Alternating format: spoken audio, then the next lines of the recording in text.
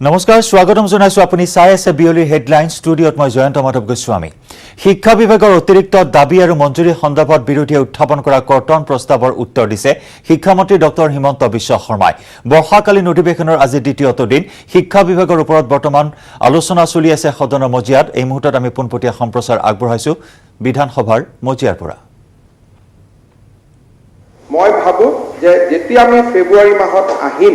বা জানুৱাৰীত আহিম ইলেকশনৰ বটা থাকিব তাৰ মাজতো আধা দিন আমি যদি শিক্ষা নীতিৰ প্ৰাৰম্ভিক স্বৰূপটোৰ ওপৰত আলোচনা কৰো নতুন চৰকাৰ অহাৰ প্ৰথম দিনৰ পৰা আমি যদি শিক্ষা নীতি ৰূপায়ণৰ কামত লাগি যাওঁ তেতিয়া 2025 চনৰ ভিতৰত অসম শিক্ষাৰ ক্ষেত্ৰতো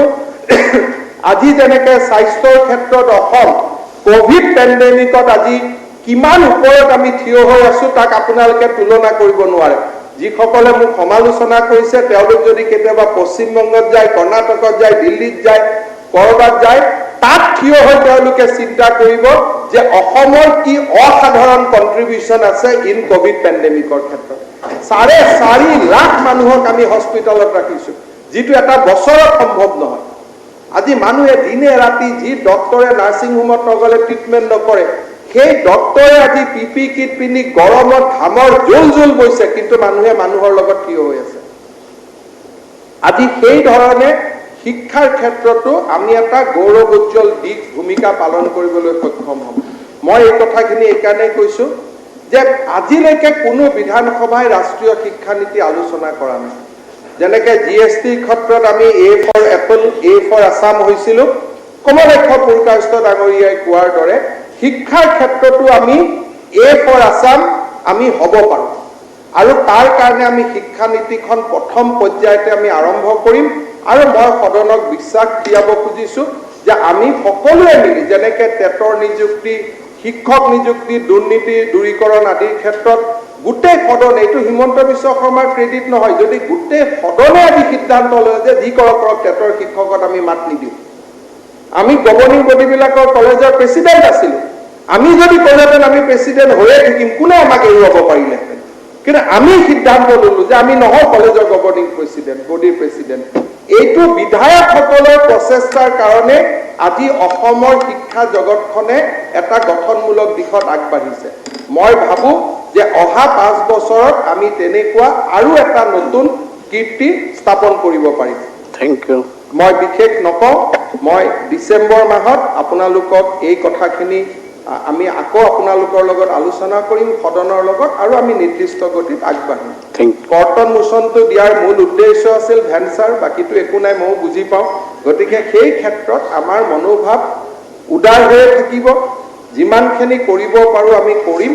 আৰু যিমানখিনি কৰিব নোৱাৰো নিৰ্দেশৰ আধাৰত আমি কি আগবঢ়াব পাৰো তাৰ বাবে আমি চেষ্টা কৰিম ধন্যবাদ যেহেতু আমাৰ সময় 2 বাজি গ'ল নাই আমি এটা কোৱেশ্চন নাই আমি গোটেইখিনি নাই আকৌ একো দিয়া নাযায় না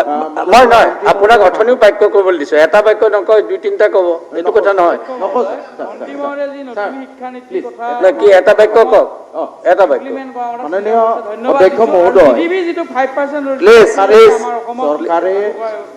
চৰকাৰে গৰিব শিক্ষা পৃষ্ঠপোষকতা কৰিব খোজা নাই তাত মোৰ কোনো আপত্তি নাই in fact I am also in agreement with the decision of the government that religious education shall not be backed by the government state government kintu sir learning of Sanskrit or Arabic should not always be considered synonymous with religious education in government institution mostly government madrasai hok ba amar sarkari bidyalay jeto Sanskrit শিক্ষা দিয়া হয় that also relates to learning of the language as literature sir গতিকে ধৰ্মীয় শিক্ষা বাদ দি যে সংস্কৃতিয়ে হওক এৰাবিকে হওক as a language as a literature শিক্ষাৰ কাৰণে যি ব্যৱস্থা আছে সেইখিনি বন্ধ কৰিলে বোধহয় ক্ষতি হ'ব আমাৰ এই ভাৰতবৰ্ষৰ হিন্দু সভ্যতা আটাইতকৈ পুৰণি সভ্যতা আৰু ইয়াৰ লগত জড়িত ঠিক আছে গতিকে এজ এ লিটাৰেচাৰ এটা সংস্কৃতি গুৰুজ্যোতি দাস ফুলটো বেলেগ কিবা আছে নেকি শেষ কৰি লওক আৰু এৰাবিক না না আপুনি এটা লাইন কৈছে 54খন মিডল ইষ্ট কাণ্ট্ৰিত এৰাবিকৰ নলেজ থাকিলে তেওঁলোক নিয়োগৰ সুবিধা পায় গতিকে Arabic as a literature, Sanskrit as a literature shall not be discouraged and should be continued to be backed by Government of Assam. অধ্যক্ষ মহোদয়, মোৰ কথাটোৰ ভুল মিনিং হ'ব নালাগে। সংস্কৃত আমাৰ হাইস্কুলৰ এটা ছাবজেক্ট আৰু আমি সংস্কৃত ইউনিভাৰ্চিটিও কৰিছোঁ আৰু সংস্কৃত ভাৰতৰ সকলো ভাষাৰ মাতৃ। গতিকে সংস্কৃতটো দেৱভাষা আৰু সংস্কৃতটো আমি ষ্ট্ৰেংথেন কৰাৰ কামত আগবাঢ়িছোঁ। খালি টোলৰ যিটো এডুকেশ্যন সেইটো সংস্কৃতৰ বাবে শুদ্ধ নহয় বুলি ভাস্কৰ বৰ্মা সংস্কৃত বিশ্ববিদ্যালয়ৰ উপাচাৰ্যকে ধৰি সকলোৱে আমাক জনাইছে। তেওঁলোকে কৈছে যে বৰ্তমান যিটো টোলৰ এডুকেশ্যন সেইটো টোলৰ এডুকেশ্যন মানুহে মাত্ৰ মেট্ৰিক চাৰ্টিফিকেটখন ল'বৰ কাৰণে পঢ়ে, সংস্কৃত জানিবৰ কাৰণে নপঢ়ে। গতিকে অসম চৰকাৰে যেতিয়া সংস্কৃত টোলৰ বিলুপ্তিকৰণ কৰিব তাত আমি অল্টাৰনেটিভ মেকানিজিম এটা আনি আছোঁ যে কেনেকৈ মানুহে সংস্কৃত জানিব পাৰে, পঢ়িব পাৰে, বুজিব পাৰে। আমি টোলটোৰ কথাহে কৈছোঁ, সংস্কৃত লেংগুৱেজৰ কথাটো কোৱা নাই। স্কুলতো চলিব, কলেজতো চলিব আৰু এই গোটেই সংস্কৃত টোলবিলাক ভাস্কৰ বৰ্মা সংস্কৃত ইউনিভাৰ্চিটিৰ অধীনলৈ যাব। এজ এ এনচিয়েণ্ট ষ্টাডিজ হিচাপে এই গোটেই টোলবিলাকে নতুন চৰিত্ৰৰে আত্মপ্ৰকাশ কৰিব। গভৰ্ণমেণ্টৰ নটিফিকেশ্যনখন ওলাব। সংস্কৃত টোল আৰু মাদ্ৰাছা দুইটাৰ মাজত তুলনা নাথাকে, কাৰণ সংস্কৃত আমাৰ অল লেংগুৱেজৰ মাতৃভাষা, এইটো এটা বেলেগ কথা। আৰু মাদ্ৰাছা আৰু আৰবিক এটা বেলেগ কথা। আৰবিক যদি আপুনি যে স্কিল এডুকেশ্যন কৰিব খুজিছে সেইটোত আমাৰ আপত্তি কৰিবলগীয়া নাই, কিন্তু আৰবিকৰ জৰিয়তে পবিত্ৰ কোৰাণ শ্বৰীফৰ শিক্ষা কলেজত হ'ব নোৱাৰে। আপুনি যদি কোনোবা I think we should not go for discussion just like this. মাইণ্ডটো মই বুজি পাওঁ, কিবা দৰকাৰী বুজি আছিল। পায়। গতিকে ইয়াত বেলেগ কোনো কনফিউজন নাই। কনফিউজন হৈছে যে আৰবিক যদি কোনোবাই ডুবাইত চাকৰি পাবৰ কাৰণে পঢ়ে, কোনোবাই চৌদি আৰবিয়াত পঢ়িবৰ কাৰণে পঢ়ে, আমাৰ আপত্তি নাই। কিন্তু বৰ্তমানৰ Arabic subject is link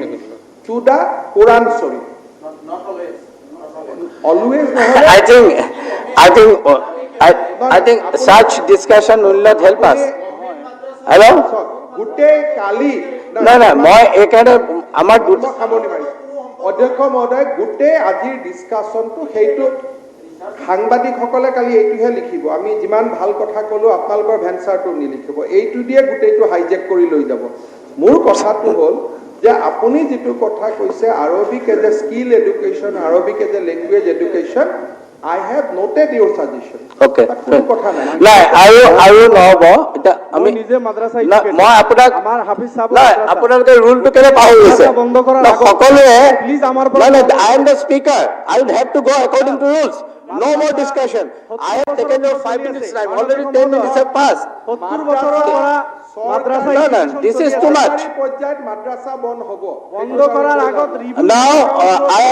since it is already 2:10,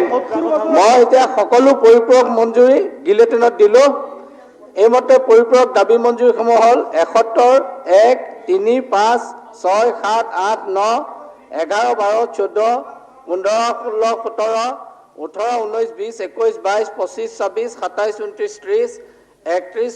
34, 35, 36, 37, 38, 39, 41, 42, 43, 44, 46, 47, 48, 49, 50, 51, 52, 53, 54, 55, 56, 57, 58, 59, 60, 61, 62, 63, 64, 65, 66, 67, 69, 70, 73, 74, 75, 76, 77, 78 সদনত অনুমোদনৰ বাবে আগবঢ়ালোঁ। যিসকল মাননীয় সদস্য ইয়াৰ সপক্ষে আছে কওক হয়, যিসকল বিপক্ষে আছে কওক নহয়। মই ভাবোঁ হয় সপক্ষে। গতিকে পৰিপূৰক দাবী মঞ্জুৰি 1ৰ পৰা 178লৈকে গৃহীত কৰা হ'ল বুলি মই ঘোষণা কৰিছোঁ। এতিয়া বিনিয়োজন নম্বৰ 3 বিধেয়ক এখন বিতৰণ কৰিব লাগিব। আছে বিতৰণ হৈছে নেকি প্ৰিন্সিপাল ছেক্ৰেটাৰী?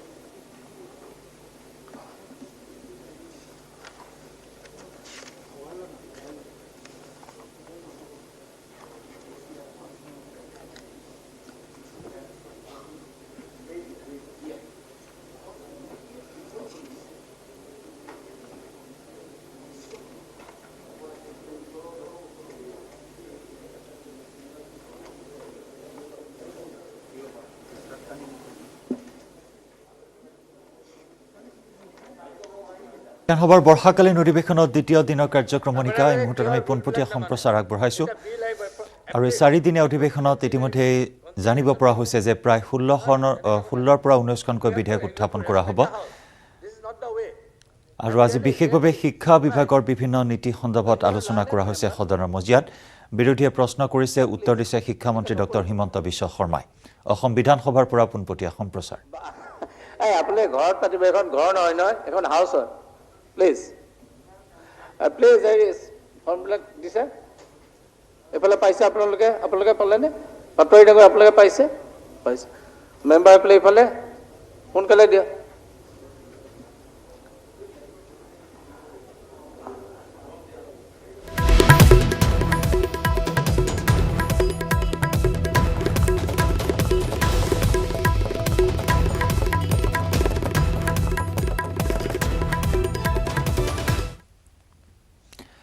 আৰু ইফালে 2 অক্টোবৰৰ পৰা কাৰ্যকৰী হ'ব অৰুণোদয় আঁচনি 2 নৱেম্বৰত হিতাধিকাৰীয়ে লাভ কৰিব অৰুণোদয় আঁচনিৰ প্ৰথম কিস্তিৰ ধন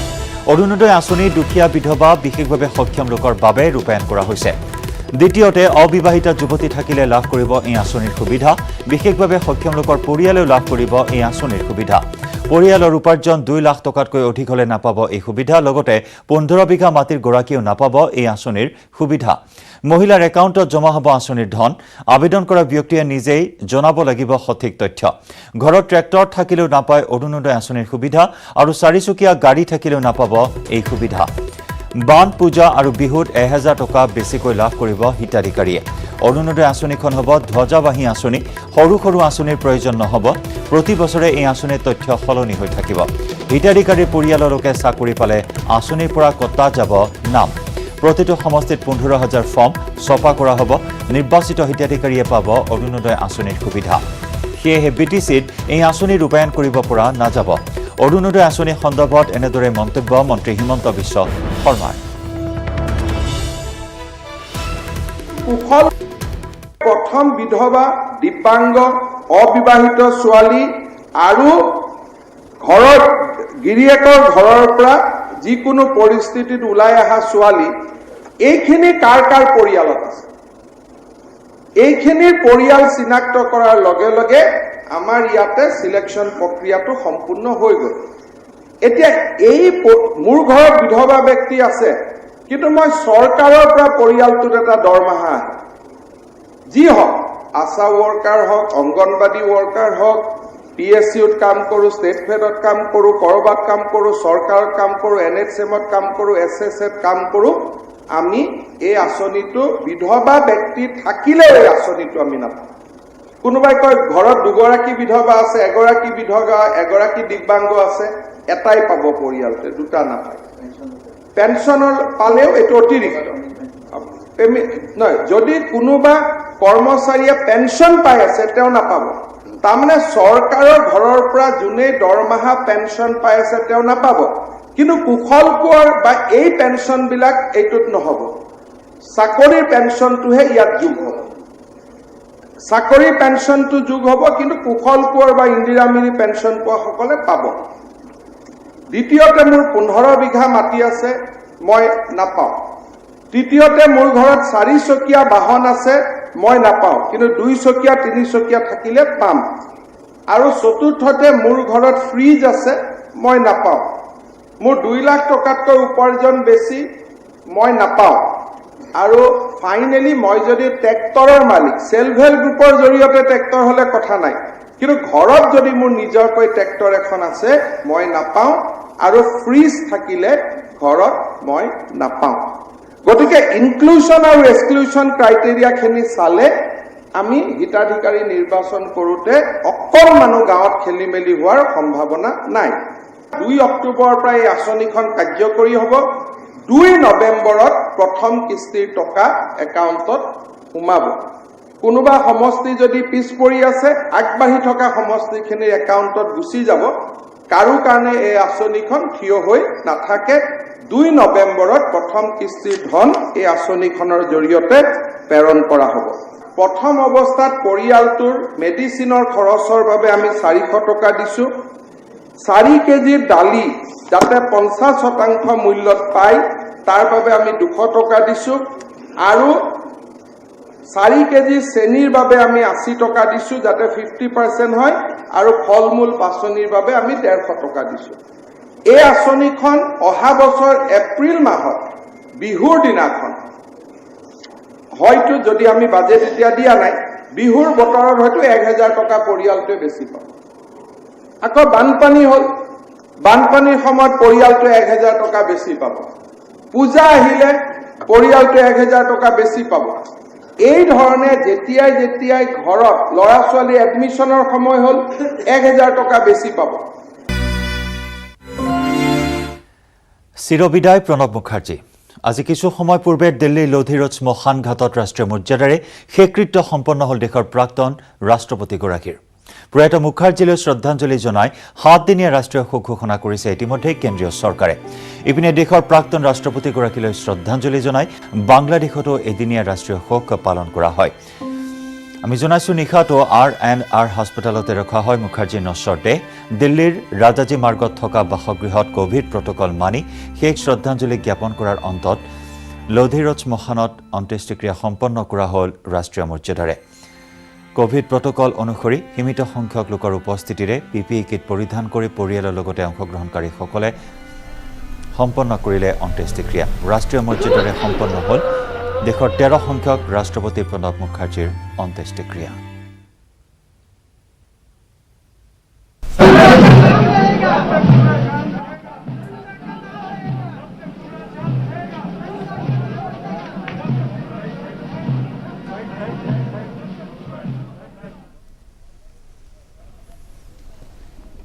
সোমবাৰে বিয়লি দেশবাসীক শোকস্তব্ধ কৰি দিল্লীৰ R&R হাস্পতালত 84 বছৰ বয়সত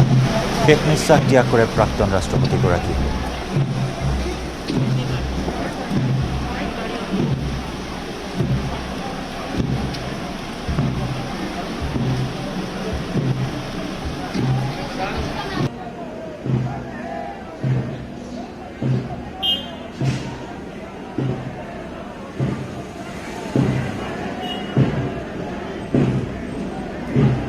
ৰাষ্ট্ৰীয় মৰ্যাদাৰে সম্পন্ন কৰা হ'ল প্ৰণৱ মুখাৰ্জীৰ অন্ত্যেষ্টিক্ৰিয়া পঞ্চভূতত বিলীন হ'ল মুখাৰ্জীৰ পাৰ্থিৱ দেহ 5-6 দশক জোৰা এক দীঘলীয়া বৰ্ণিল ৰাজনৈতিক পৰিক্ৰমা 1969 চনত প্ৰথমবাৰৰ বাবে ৰাজ্যসভাৰ সাংসদ হিচাপে নিৰ্বাচিত হয় আৰু 2004 চনতে প্ৰথমবাৰৰ বাবে লোকসভালৈ নিৰ্বাচিত হয় এই 5-6 দশক জোৰা তেওঁৰ ৰাজনৈতিক পৰিক্ৰমাত কেইবাটাও গুৰুত্বপূৰ্ণ দপ্তৰৰ মন্ত্ৰিত্বৰ পদ তেওঁ অলংকৃত কৰিছিল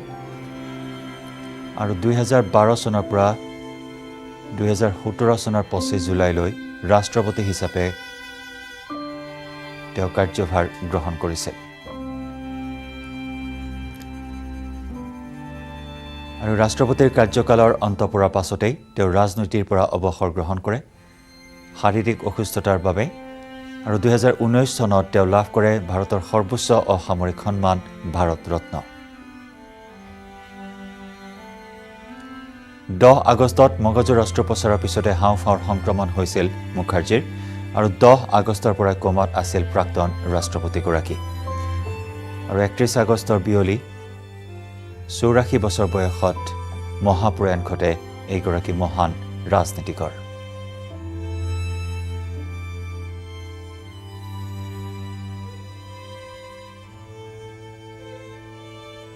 মুখাৰ্জীৰ দেহাৱসানত এটা যুগৰ অৱসান ঘটা বুলি টুইট ৰাষ্ট্ৰপতি ৰামনাথ কোবিন্দৰ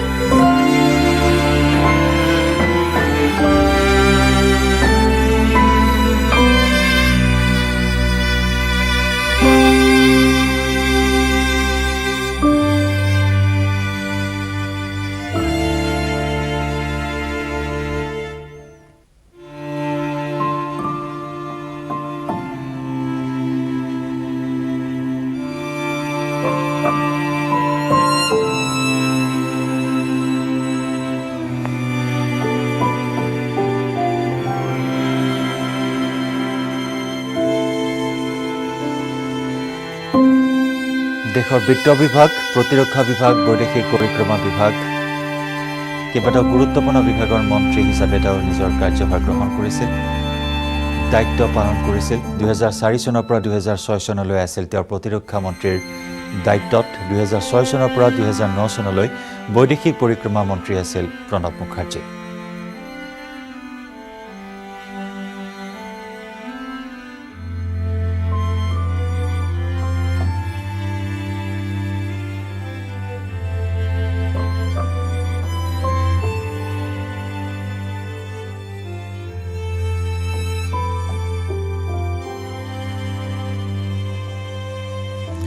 আৰু ভাৰতীয় জাতীয় কংগ্ৰেছৰ প্ৰত্যেকগৰাকী শীৰ্ষ নেতৃত্বৰে পৰম আস্থাভাজন আছিল প্ৰণৱ মুখাৰ্জী। কংগ্ৰেছৰ বহু সংকটকালত সংক দিছিল প্ৰণৱ মুখাৰ্জীয়ে। ইন্দিৰা গান্ধীৰ পৰা ৰাজীৱ গান্ধীলৈ, ৰাজীৱ গান্ধীৰ পৰা ছোনিয়া গান্ধীলৈ প্ৰত্যেকগৰাকীৰে আস্থাভাজন আছিল প্ৰণৱ মুখাৰ্জী।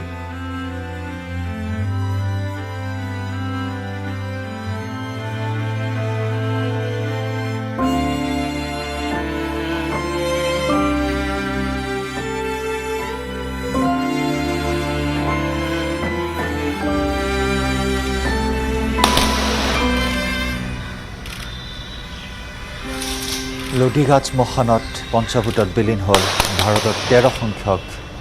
ৰাষ্ট্ৰপতি প্ৰণৱ মুখাৰ্জী। পঞ্চভূতত বিলীন হ'ল ভাৰত ৰত্ন প্ৰণৱ মুখাৰ্জী।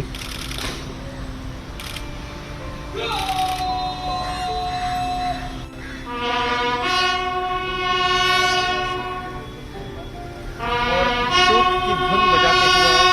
भारतीय सेना के बिगुल वादक सैनिकों के दफ्तर हैं वो नीचे हो चुके हैं सम्मान में और एक शोक की सलामी जो है वो इस समय दी जा रही है पूर्व राष्ट्रपति